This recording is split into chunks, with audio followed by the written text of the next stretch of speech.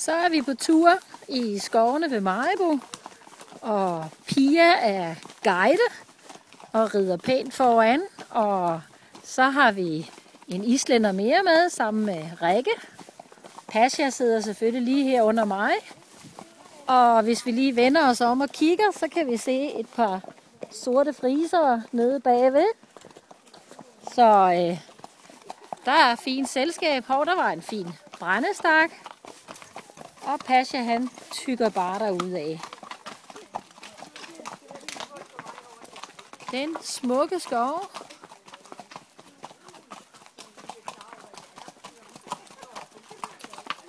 Jamen altså. 2 havørne har vi set undervejs.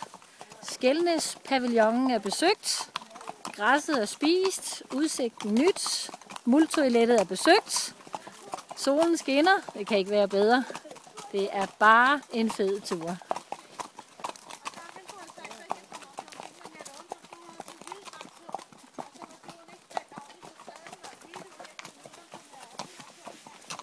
Nå, Pasha, hvad siger du? Er det okay?